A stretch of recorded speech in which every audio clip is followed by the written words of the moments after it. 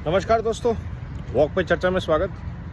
अलग अलग राज्यों में चुनाव है और डॉटेड अलायंस जो है वो अलग अलग टुकड़ों में जाता है, एक दूसरे के खिलाफ प्रचार कर रहा है। आज की डेट में समाजवादी पार्टी कांग्रेस के खिलाफ है, कांग्रेस समाजवादी पार्टी के खिलाफ है, शरद पवार अलग लड़ रहे हैं, कांग्रेस अलग लड़ रही है। तो ये जो इनकी रणनीति है, इसके थ्रू आपको देखना पड़ेगा। अल्टीमेट इनका गोल है मोदी को टारगेट करना, और जिस जिस स्टेट में स्ट्रांग है वहाँ पे एक दूसरे से लड़ भी रहे हैं ताकि एक दूसरे के वोट बैंक को क्षति ना पहुँच जाए, क्योंकि ये इनको समझ में आ गया है कि वोट बैंक जो है वो हमको एक दूसरे के ट्रांसफ़र नहीं होने वाले। इनके इस षड्यंत्र के को भारत को देखना पड़ेगा और कहीं भी इनको ऑक्सीजन नहीं देनी है। कोशिश ये करनी है इनको समूल नाश इस भ्रष्ट परिवारवादी तंत्र के लिए, जिसमें बेवकूफ़ लोग गांधी परिवार जैसे हैं, जिनको आज तक ये नहीं पता कि पेट्रोल और डीजल पे जीएसटी है कि नहीं है।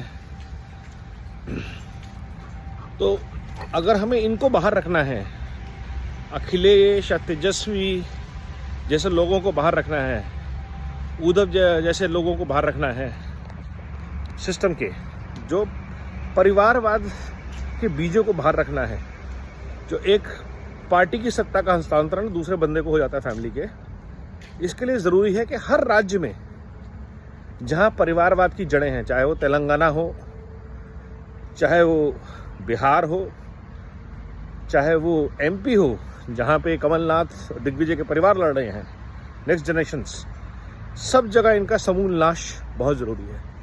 क्योंकि अगर बिल्ड बैक बेटर भारत को और तेज़ी से आगे बढ़ना है 2024 में, तो 2023 में लिए गए निर्णय इसमें बहुत बड़ी भूमिका निभाने वाले हैं और आपका मत वहाँ बहुत काउंट करेगा। तो पहली चीज़, किसी भी हाल में इन राज्यों में परिवारवादी भ्रष्ट पार्टियों की जीत नहीं होनी चाहिए। उसके बाद ज़रूरी होगा 2024 का हमारा क्या रोड मैप होता है। 2024 के चुनावों में सारा डॉटेड अलायंस फिर से इकट्ठा आएगा, आपसी मतभेद को भुलाएगा और मोदी के खिलाफ एकजुट होकर प्रचार करेगा। आज भी इनको समझ नहीं आ रहा कि भारत का अभूतपूर्व समर्थन है मोदी जी को, उनकी नीतियों को,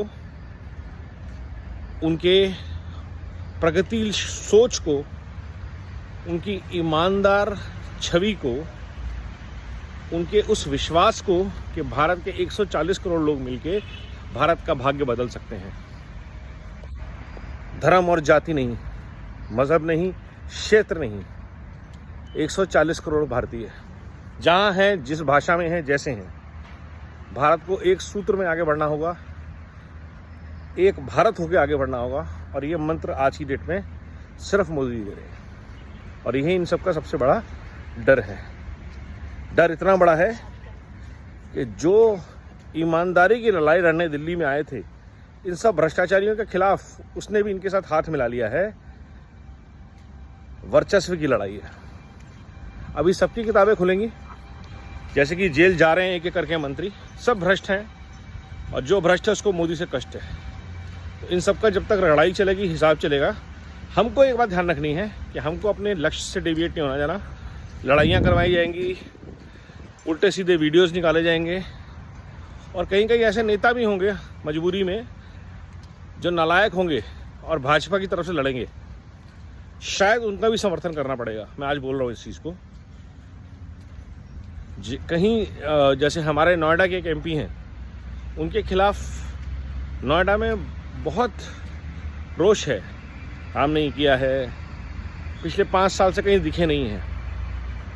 वीआईपी तो है ही है, धरती पे कुछ नहीं डिलीवरी, बट बड़े आदमी हैं। तो ऐसे लोगों को भी शायद बर्दाश्त करना पड़ेगा। रिक्वेस्ट होगी भाजपा से कि ऐसे नेताओं को हटाएं, दोबारा मौका ना दें। बट मुद्दा ये है कि मोदी जी को वापस आना है। Build back better Bharat mission slow down नहीं होना चाहिए और स्पीड पकड़ना चाहिए और सिस्टमैटिक तरीके से आगे बढ़ना चाहिए। वंदे भारत, वंदे मातरम।